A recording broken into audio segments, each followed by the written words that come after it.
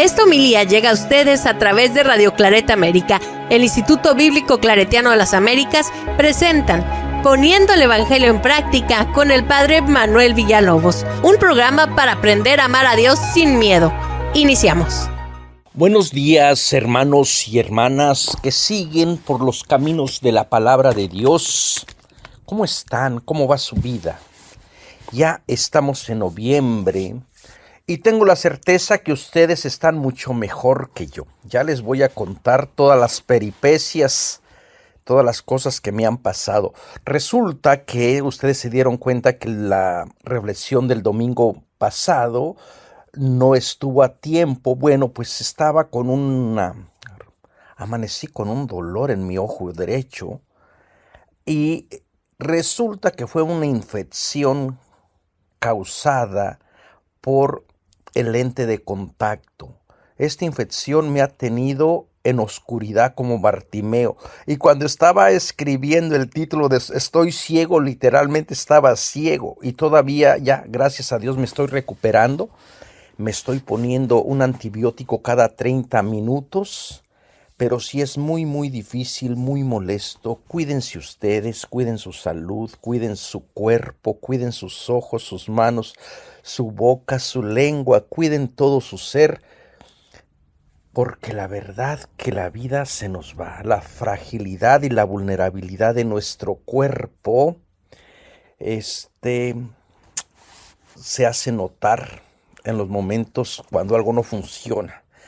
Y dentro de estas cosas también, ahora sí me llegó la noticia de que ya se publicó mi libro hablando de la vulnerabilidad del cuerpo, Jesús, cuerpo sin órganos. Ustedes pueden entrar a la editorial Trota, la gran editorial Trota, la de mucho prestigio, que me siento indigno de estar entre ellos.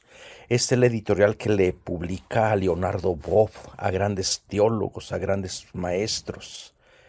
Y bueno, ahí estoy. Y tuvieron a bien hacerme el favor de publicar mis escritos después de haber pasado todo el consejo de revisión del manuscrito. No crean que se publica tan fácilmente. Bueno, esta alegría tengo que compartírsela a ustedes y ya les diré cómo pueden conseguir el libro de alguna manera más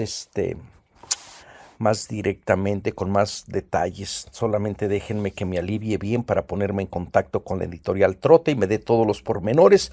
Y yo creo que hay que celebrarlo, hay que hacerle una presentación digna, porque este libro de verdad me ha costado muchísimo, pero gracias a Dios ya vio la luz.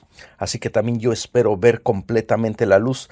Ahora estoy todavía con un ojo así, con el ojo derecho, con muy pobre visión, pero aquí estamos pidiéndole al Señor, Hijo de David, como Bartimeo, que tenga piedad de mí, que me dé salud, que vea y ahora que escuche, ¿verdad? Escuchar al Señor, escuchar tu cuerpo, escuchar cómo Dios está trabajando en tu ser. Estamos para el domingo después de estas noticias que les estoy dando. Y por cierto, también perdones, por ahí se fueron algunas homilías diarias las que no pude hacer. La verdad no podía ver absolutamente nada y algunos días se fueron sin homilías, pero ya me estoy tratando de poner al corriente y así que les pido disculpas. Este evangelio es para el día domingo 3 de noviembre y está tomado de Marcos, del capítulo 12, versículo 28 al 34.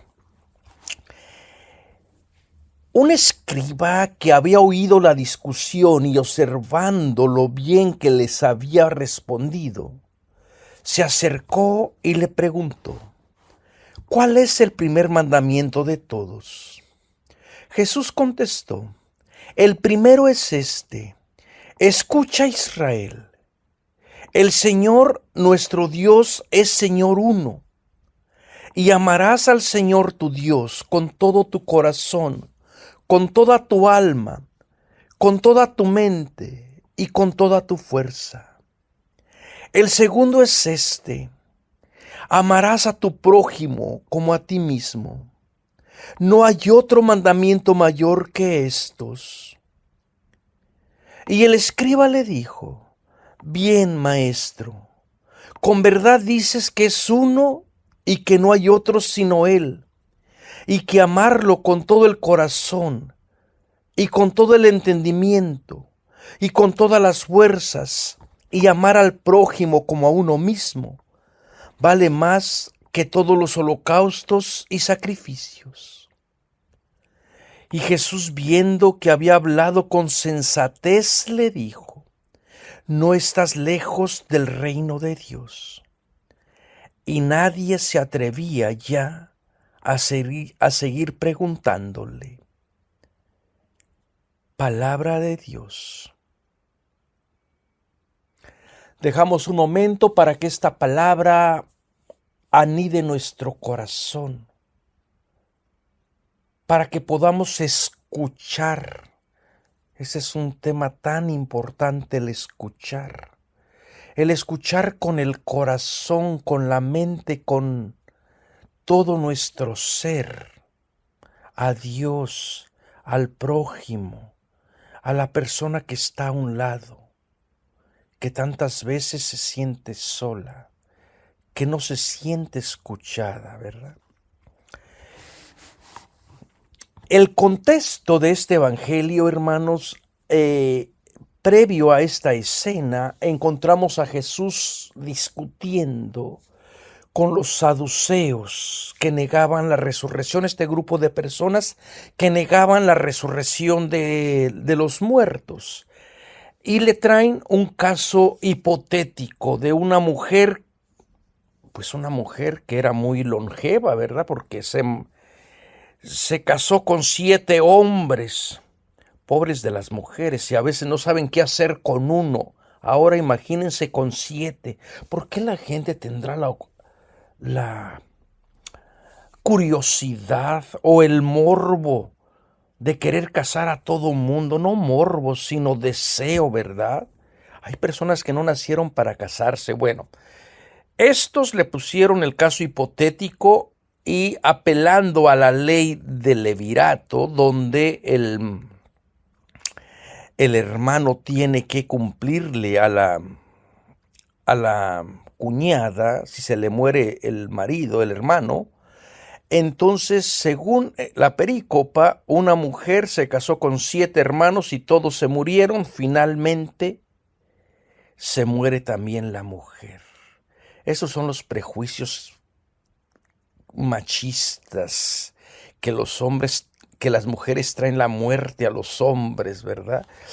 Finalmente se murió también la mujer y la pregunta era, cuando resuciten, si es que resucitan los muertos, ¿de quién va a ser esposa? Porque los 7 estuvieron casados con ella. Y Jesús parece que en su nueva visión de reino dice, bueno, esta es una manera muy cerrada que ustedes tienen de entender el reinado de Dios, porque el estar casado o no casado son categorías ya accidentales. Esto no es importante en la propuesta de vida. Si fuera importante, Jesús se hubiese casado. Si fuera esencial, Pablo se hubiese casado.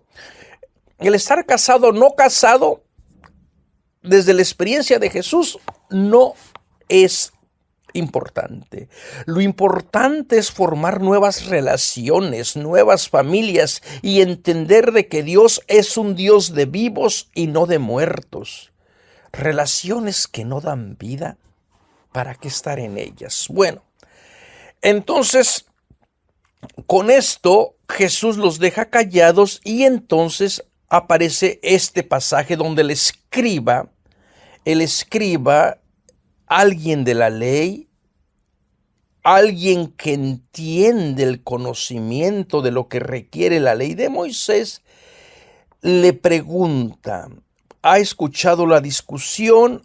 ¿Ha escuchado la respuesta de Jesús? Jesús, que vive como judío, es buen judío, cumple la ley como judío. Jesús no está rechazando la ley. Tenemos que decirlo una y otra vez. Jesús cumple la ley. Lo que Jesús cuestiona, bueno, aparte de ser la manera tan arbitraria de entender la ley, son las tradiciones, las añadiduras humanas y el espíritu mismo de la ley, que en vez de dar vida, da muerte. Entonces la ley es buena, la ley tiene un sentido, tiene un espíritu de justicia, de relación, pero cuando una ley se vuelve de alguna manera o se absolutiza, se convierte en una idolatría, y en vez de ser el camino o el medio para llegar al Creador, se convierte en el fin, entonces esa ley deja de existir, deja de tener sentido, ¿verdad? Entonces Jesús, como buen judío, probablemente escuchaba la polémica que se cernía en torno a la ley. Jesús no rompe con la tradición, sino lleva al extremo algunos principios de la ley, donde se vuelve más radical y hace de alguna manera este resumen, que esto es lo que vamos a estar meditando. El amor a Dios tiene que ser amor primeramente al prójimo. No se puede dar uno sin el otro. La cuestión no era amar al prójimo en abstracto, sino saber quién es el prójimo y cómo debe amarle. Todos los grupos contemporáneos de Jesús discutían eso. ¿Quién es el prójimo? ¿Se acuerdan ustedes la parábola de Lucas? Para justificarse, el maestro de la ley le pregunta: ¿y quién es mi prójimo? Y Jesús, en vez de darle una respuesta abstracta, nos regala esa parábola exclusivamente de Lucas, la parábola del buen samaritano, ¿verdad? El que se hace prójimo con la persona que cae en desgracia. Y sobre ese modo hay que entender estas disputas, estos problemas que la gente en el siglo I trataban de entender. Cómo agradar a Dios cumpliendo la ley. Entonces, esa era una pregunta muy querida, muy socorrida. Entonces, todos estaban pendientes de querer cumplir la ley, de querer cumplir los mandamientos. El problema, acuérdense, hermanos y hermanas, que la tenían difícil porque tenían 613 mandamientos. Este judaísmo recopiló 248 mandamientos positivos y 365 mandamientos negativos, que dan un total de 613 mandamientos. 248 mandamientos en lo que la persona tiene que hacer y 365 mandamientos en lo que la persona no debe de hacer. Entonces, tener 613 mandamientos, imagínense quién va a poder vivir con ello. No les digo ni siquiera a ustedes que me enumeren los 10 mandamientos, porque seguramente ni siquiera saben de dónde salen los 10 mandamientos, de qué libro, de qué cita. Y si lo saben, por favor, escríbanos, díganos. Y si realmente se saben los 10 mandamientos, yo creo que es allí el problema que hemos tenido siempre, de que hemos memorizado enseñanza, mandamientos, pero nunca nos enseñaron a tener la experiencia de que nuestra fe fuera vivencial, que esta fe es puesta en obra sea vivencial, nazca de la experiencia. Nos preocupamos más por estar recitando el credo, las enseñanzas de fe, que están muy bien, que fueron medios de evangelización, pero tendríamos ahora que comenzar a enfatizar de alguna manera la experiencia de la vida. Bueno, para esta comunidad, tener 613 mandamientos les resultaba un poquito difícil y complicado. Así que la pregunta que le hace, vamos a dar el privilegio de la duda a este maestro de la ley. Aunque a mí honestamente me da la impresión de que siendo maestro de la ley, él mismo sabe qué es lo más importante. Pero bueno, démosle el privilegio de la duda. Esto va a dar motivo a Jesús para ir corrigiendo o de alguna manera invitando a su comunidad a tener en consideración solamente un aspecto, bueno, dos aspectos de la ley. Y esto es escuchar al Señor nuestro Dios, que el Señor es uno. Jesús no apela a los 10 mandamientos, que si no sabían de dónde están tomados, ahorita se los digo. Creo que es del Éxodo 22:16 y del Deuteronomio 5:6-21.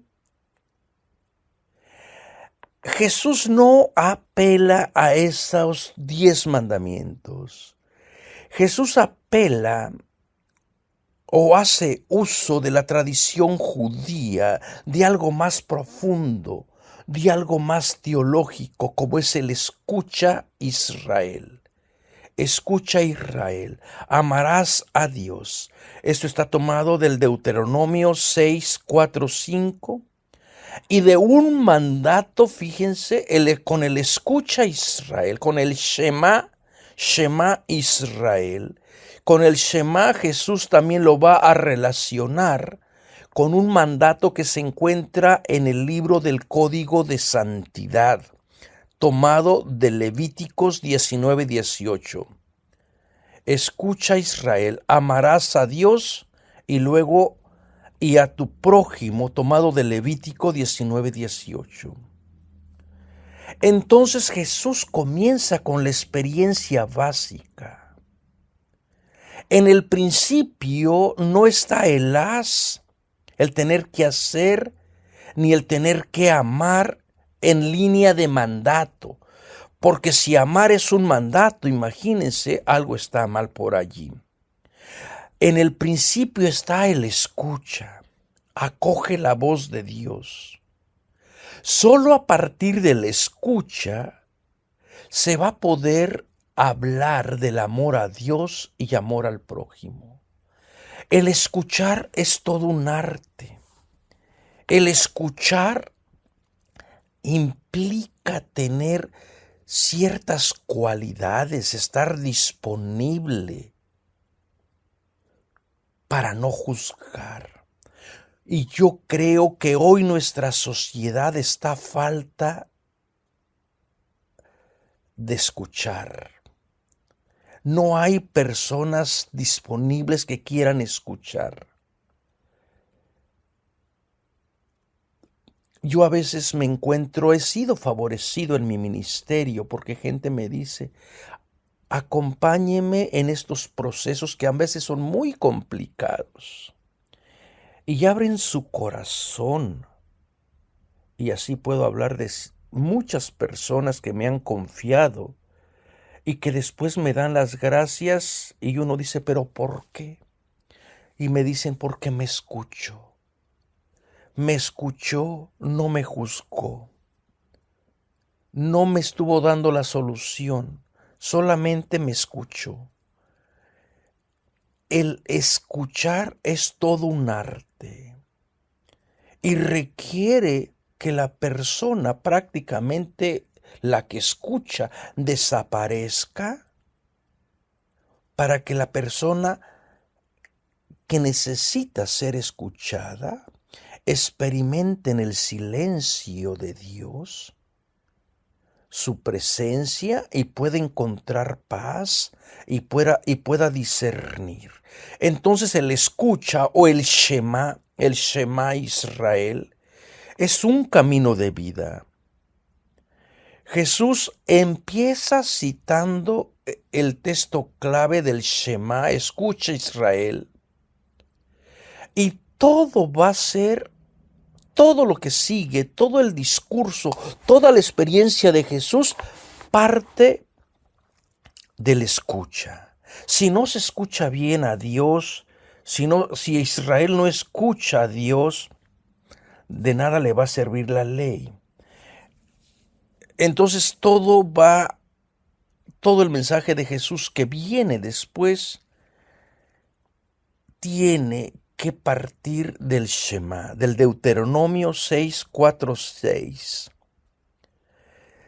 Y esto es lo que todo el pueblo, toda la comunidad tiene que aprender a hacer.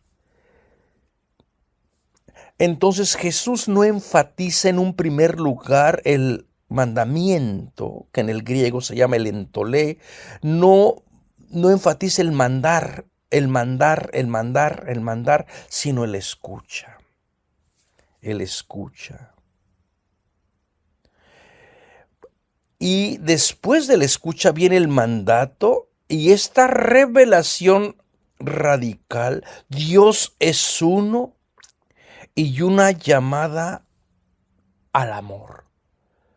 Fíjense qué bonito. Como en una teofanía, Dios es uno. Y Dios llama al escucha, Dios llama al amor. Escucha, en el griego es el Shema. Este es el principio de todo mandamiento. Hermanos y hermanas, ¿se sienten ustedes escuchados en su familia, en sus grupos, en la iglesia? ¿Ustedes creen que tenemos una cultura de escucha en nuestra tradición católica? Le he pedido a Félix, que es el que trabaja conmigo en toda la parte técnica, que responda a sus comentarios. Porque lamentablemente yo los leo, pero no puedo estarles contestando a uno por uno. Y la verdad que no tengo palabras para agradecerles con tanto cariño que me llaman Manuelito, con tanto amor que lo siento en estas letras a veces tan frías, ¿verdad? Por estos canales a veces tan deshumanizados. Los siento cercanos, que me escriben desde Colombia, desde Paraguay, desde Chile, desde Brasil, preguntándome sobre el curso del Jesús histórico que lamentablemente no podemos ponerlo a disposición porque el profesor no nos dio permiso. Entonces le he pedido a Félix que escuche, crear esta cultura de la escucha, del diálogo, porque a veces nos da la impresión de que nos sentimos solos. ¿Ustedes creen que la iglesia sea un espacio de escucha?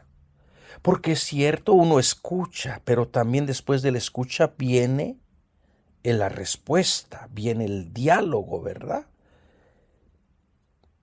¿O solamente es una iglesia de orden, de mandato? Haz esto, haz lo otro, no hagas esto, no hagas lo otro. ¿Ustedes qué creen, hermanos, hermanas? Entonces, este primer mandamiento aparece con el escucha. Oye, atiende la voz, acoge la palabra grande, atiende la palabra de Dios. Lo primero que la persona tiene que hacer es escuchar la palabra de Dios. Escuchar a Dios, no escucharme a mí, no escuchar a nadie más que a Dios. En el fondo, con esta escucha es: no te cierres. No hagas de tu vida un espacio clausurado, donde solo escuches tu voz y las voces del mundo efímero.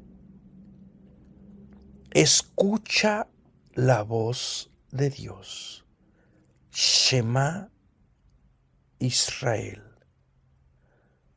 Más allá de todo lo que se haga, se diga, se piense, se desee, se extiende el campo de la escucha, de la manifestación de Dios, de sentirlo cerca, de un Dios que te habla, de un Dios que pronuncia tu nombre, de un Dios que te cuida, que te dice: aquí estoy.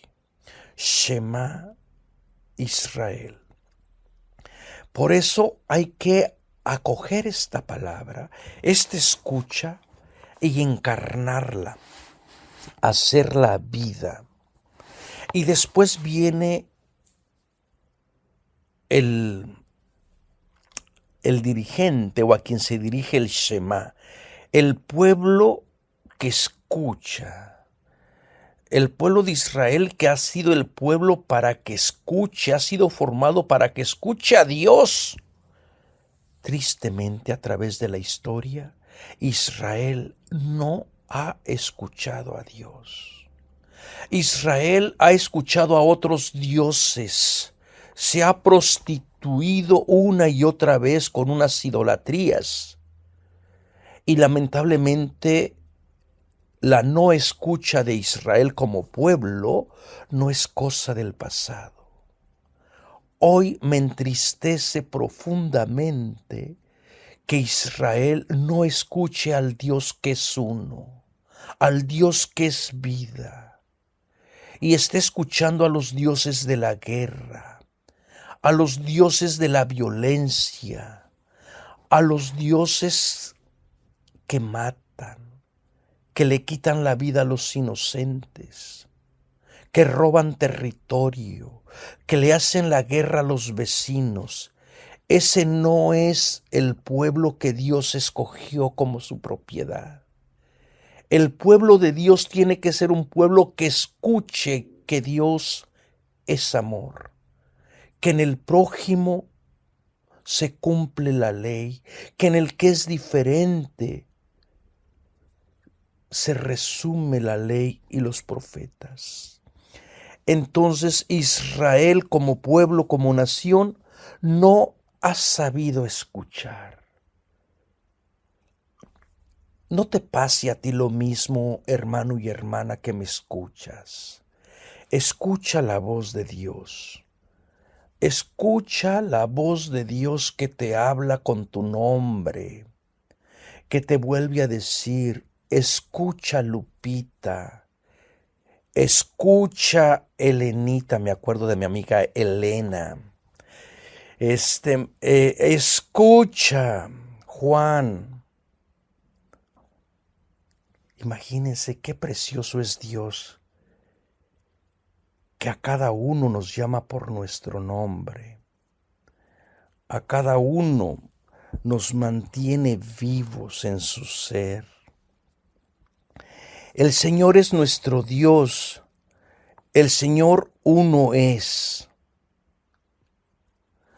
Y la persona que no escucha o no descubre esta verdad, este mensaje, es una persona pagana, porque no supo reconocer que Dios es creador, que Dios es uno. Y por eso esta persona acaba haciendo otros ídolos, escuchando otras voces, siguiendo otros intereses, como le está pasando al Israel de hoy, que se está dejando seducir por el Dios de las guerras, el Dios de la manipulación, el Dios de demostrar: yo soy más fuerte, yo tengo una estrategia militar más poderosa que tú, yo tengo más dinero que tú y puedo destruirte. Pero si no tienen en su corazón al Dios de Israel, al Dios de la Biblia, al Dios que nos dice: escucha, Israel, Dios es uno. No te sometas a esos dioses vanos de guerras. No te sometas a lo que te puede esclavizar y manipular. El Señor es uno. La palabra fundante del mandato pide al creyente que escuche al único Dios, Señor uno. Y esto debe de ser nuestra norma de vida. Solamente a Dios hay que escuchar. Solamente a Dios hay que obedecer. Y cuando la iglesia, la religión, los reyes, la política digan otras voces, entonces hay que recordar, solamente a Dios hay que escuchar. La iglesia, la religión están para hacer eco de la voz de Dios. Pero si escuchan otras voces, si promueven otras voces, no hay que escucharlas. Solamente a Dios hay que escuchar. Y este Dios que es Señor, que es uno, debe de ayudar a transformar a la persona que acoge esta revelación para que no escuchemos a ningún otro Señor, a ningún otro Dios y no hagamos otra idolatría. ¿Se acuerdan ustedes que Jesús por allá evitaba esto en el capítulo 10, versículo 17, cuando decía el joven rico que se le acercó y le decía: Maestro, ¿qué debo de hacer para tener la vida buena? Maestro bueno, ¿qué debo hacer para tener vida eterna? Y Jesús le dijo: ¿por qué me llamas bueno? Solamente Dios es bueno. Iba en esta línea. Jesús reconoce que solamente el Señor es uno. Y solamente este Señor que es uno tiene vida eterna y es uno. Luego viene amarás. Fíjense, después de la experiencia de la escucha, después de sentirse que le pertenece uno a Dios que es uno, que es el único y que no tiene competencia, entonces viene el mandato del amor. Esta palabra de amar es lo que toda la gente estaba tratando de entender en el siglo I, ¿no? Entonces, lo que manda Jesús es que se ame. En el Shema, Jesús no manda lo que se debe de hacer, sino nos dice que seamos lo que somos, fundados en un Dios de gracia, de amor, de gratuidad. Es el amor que brota del deseo de escuchar la palabra, de escuchar a Dios, de acogerle, y esta escucha de la palabra que se transforma en amor. Entonces, desde esta óptica, el amor no es como un mandato. El amor no se puede imperar. Si se cumple el amor por obligación, deja de ser amor. Lo que se debe de hacer es que el amor se debe potenciar, se debe animar, se debe promover, se debe de buscar, pero nunca mandar. Te mando a que ames, pues ya estaría condicionado, ¿verdad?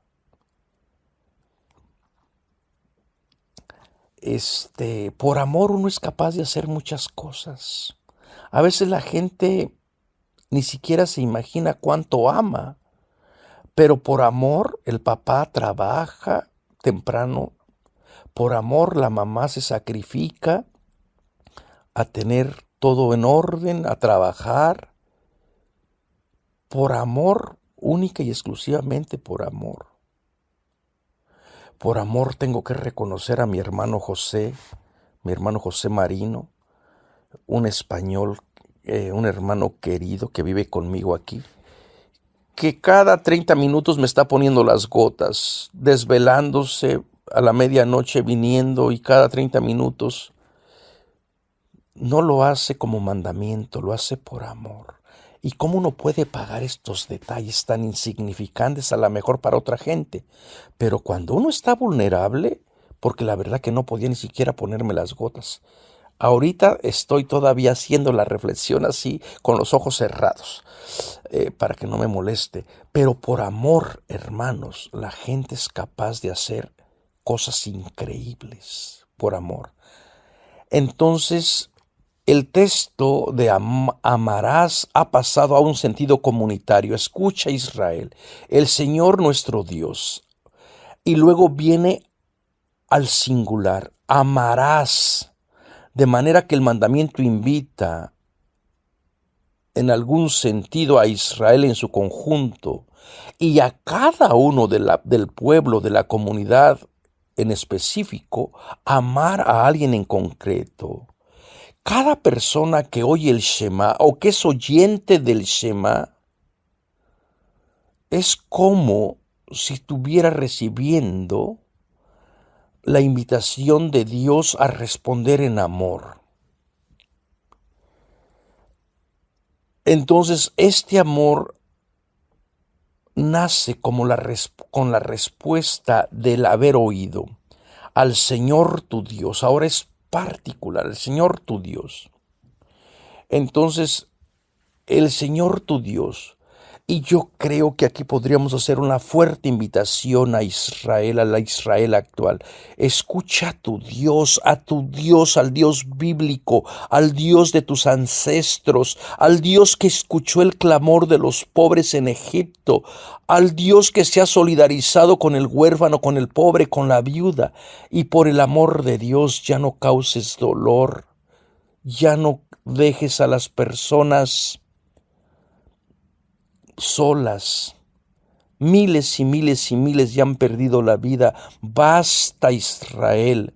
No escuches a esos dioses de la muerte. Es necesario que escuches con todo tu corazón, con toda tu alma, con toda tu mente, con toda tu fuerza, al único Dios, al Dios de tus ancestros, al Dios de la Biblia, al Dios de la justicia, al Dios que te invita a purificarte, al Dios que te invita a formar una nueva alianza, un mandamiento a la manera de alianza, al amor que se inscribe en el corazón. ¿Se acuerdan ustedes los profetas Oseas, Jeremías, Ezequiel? Y sobre todo el segundo y el tercer Isaías hablaban de la alianza. Ya no va a ser una alianza, ya no se van a circuncidar, la genitalia, sino se van a circuncidar el corazón. Llevarán circuncidado el corazón en el amor de Dios, para que amen desde el corazón. Voy a quitarles el corazón de piedra y les voy a poner un corazón vivo. El amor que es el principio y el fundamento, que nos llama a la vida respondiendo a su llamado. Por eso nos dice escucha. Este es un gesto de fidelidad, de entrega. Y el amor que no tiene límites. El amor que no tiene fronteras, que no conoce de razas, que no conoce de estratos económico, el amor que no conoce de orientaciones sexuales. El amor que viene de Dios es diáfano, puro, cristalino. Y a veces duele porque escuchamos otros dioses, otras voces. Y queremos pasar el amor de Dios por filtros. Y queremos purificarlo de engaños. Y el amor se tiene que dar íntegramente, se tiene que escuchar íntegramente. Y ese amor que está destinado a Dios tiene que ser concretizado en el amor al prójimo. Jesús añade el mandato de Levíticos 19:18, amarás a tu prójimo como a ti mismo. Ese prójimo al que se ha de amar puede ser un compañero de grupo, de nación, de familia, de la misma tierra. Pero en el contexto de Marcos y en la teología de Marcos, el prójimo es toda la persona, hombre, mujer, que escucha la palabra de Dios y la pone en práctica. ¿Quién es mi hermano? ¿Quién es mi hermana? El amor para Marcos al prójimo son todas las personas que han salido de la mano creadora de Dios. Y desde esa enseñanza, Marcos está tratando de concretizar el amor de Dios en la relación con todas las personas. Israel, los palestinos son tu prójimo, y a ellos estás obligado a amarles como Dios te ama a ti. Vienen de la misma tradición. La bendición del padre Abraham alcanza para ustedes, descendientes de Isaac, y alcanza también para los palestinos, descendientes de de Ismael. La bendición de Dios alcanza para todos, hermanos y hermanas. Amar a Dios y amar al prójimo. Y después, ante la respuesta de Jesús, tenemos el diálogo del maestro de la ley. El escriba insiste aún más en la unicidad, afirmando no solo que Dios es uno, como ha dicho Jesús. Fíjense lo que hace el escriba, añade, no hay otro sino Él. Entonces recuerden que el escriba sabe la ley, conoce la tradición. Él añade que no hay otro sino Él. Estas palabras están tomadas de Isaías 45:21. En esta línea no hay otro más que Dios. Y avanza la tradición judía a tener este monoteísmo única y exclusivamente de este Dios de la Biblia, que es celoso, que no admite competencias. En segundo lugar, el escriba no solo ha vinculado amor a Dios y al prójimo, sino que ha dicho que ese doble amor vale más que todos los holocaustos y los sacrificios. De esta manera, el escriba se mantiene en la línea profética, donde lo más importante es la justicia de Dios. La justicia hecho amor. Vean, el escriba por eso es que no está lejos del reino, porque no ha dicho primero que no hay otro Dios más que Él. No hay otro sino Él. Y después dice que el amor a Dios y el amor al prójimo vale más que todos los holocaustos y los sacrificios. ¿De qué le sirve a la gente tener liturgia tras liturgia si no tiene amor al prójimo? Esto ya lo planteaba Isaías, Isaías capítulo 1. Ya estoy harto de sus lunas nuevas, de sus bueyes cebados, de sus becerros, de sus terneros. Cuando me queman el incienso, ¿quién se los ha pedido? Me dan asco. Yo ya no estoy con ustedes en esos sacrificios, dice Yahvé. Hermanos y hermanas, ¿de qué sirven liturgias también elaboradas? Prácticas tan arraigadas si no hay amor a Dios y amor a lo que es diferente, amor al otro. Este evangelio nos debería de ayudar a meditar y a pensar. ¿Quién es mi prójimo? ¿Quién es el prójimo para ti? ¿Cómo lo amas? Y si te atreves a hacer una confesión pública, puedes decirme, ¿a quién te cuesta trabajo amar y por qué? Y seguramente que a esa persona que te cuesta trabajo amar, al final es tu prójimo. Y estamos llamados a escuchar y amarle como Dios nos ama.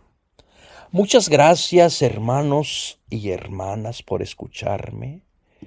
Todavía no me siento muy bien, pero ya puedo abrir el ojo porque ya veo que ya es la hora. Y les invito a que vayan a nuestro canal de www.ibicla.org, que se suscriban, por el amor de Dios, suscríbanse para poder hacerles llegar todas las videos, todos los cursos que estamos haciendo. Pronto ya vamos a comenzar a anunciar un curso de Adviento. Yo estoy súper ocupado viajando de un lado para otro. Voy a comenzar. Fíjense cómo Dios es tan sabio. Esta semana que no tenía ningún viaje, me cayó la maldición, el mal del ojo. Alguien me hizo mal del ojo. Y aquí estoy. Y acuérdense también, hermanos y hermanas de Estados Unidos y Canadá, si quieren ustedes hacer este viaje para los viajes de Pablo, del Apocalipsis, a Turquía y a Armenia y a Georgia, pues por allí pónganse en contacto conmigo. Cuídense mucho, que Dios le bendiga. Escuchen la voz de Dios. Los invitamos a escuchar más programas de crecimiento espiritual y emocional en radioclaretaamerica.com y a seguir en YouTube a la Escuela Bíblica Claretiana de las Américas. Visite ibicla.org.